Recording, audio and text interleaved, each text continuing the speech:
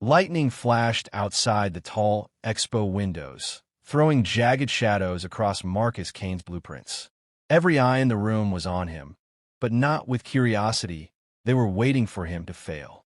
He was a black engineer in a world that had already decided he couldn't matter, holding a design that could bend steel like it was paper and save countless lives in earthquakes. And yet, the only thing louder than their laughter was the quiet certainty inside him that they had no idea what was coming. The hall smelled of polished suits and subtle arrogance. White executives leaned back in their chairs, sipping coffee, whispering to one another about the amateur daring to present. Marcus's hands were steady, his mind precise. Years of calculations, sleepless nights, and impossible prototypes led to this moment. A structural component designed to absorb tremors, redistribute stress, and protect lives in ways conventional engineering couldn't. He stepped forward, laying his blueprints across the podium. This triangular hybrid node distributes seismic stress through microflexing lattices, he explained. It can reduce collapse risk by over 60%. Polite snickers echoed through the room.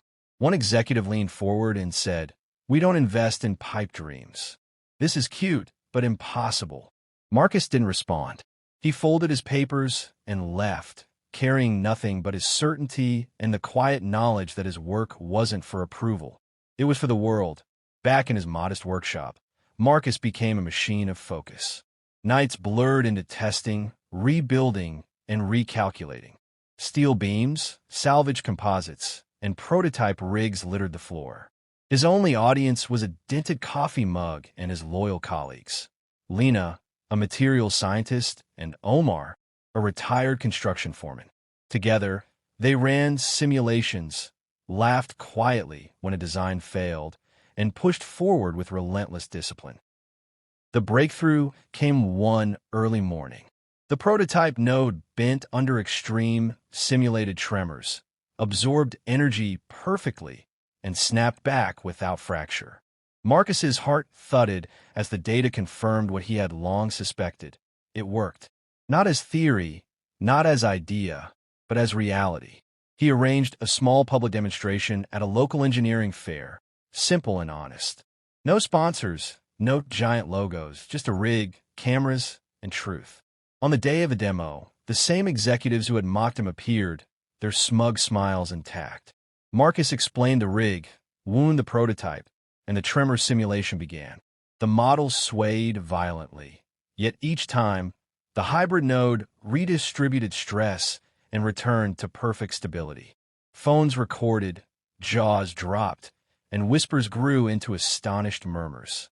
The same people who had scoffed were now staring, unable to deny the results. Emails poured in. Firms that had ignored him offered millions, seeking control over the design. Marcus read the contract aloud with Lena and Omar. Exclusive rights, royalty grabs, and clauses that would lock his innovation away from the people it was meant to protect. He didn't hesitate. "No," he said firmly. "Safety is not a privilege to sell. It's a responsibility to share."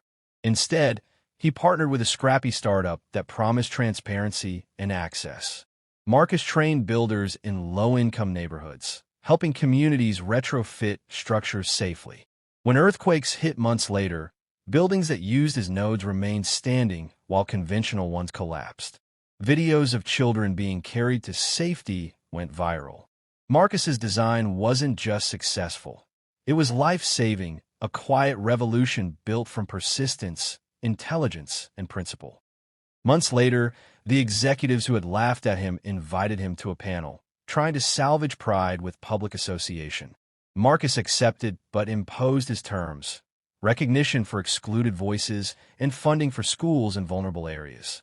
On stage, he spoke calmly, explaining the design, but ending with a lesson that lingered far longer than technical details. Engineering is a practice of responsibility. If a solution saves lives only for those who can afford it, then we have not engineered safety. We've engineered privilege. Heads bowed in realization. The laughter that once mocked him had turned into reflection. Marcus returned to his workshop, where blueprints still covered every wall and prototypes waited silently. He didn't need applause. His work had changed lives, exposed arrogance, and taught a world that had underestimated him a lesson they would never forget. The moral was simple. Talent cannot be measured by skin color, and true innovation is not about recognition. It is about responsibility, vision, and courage.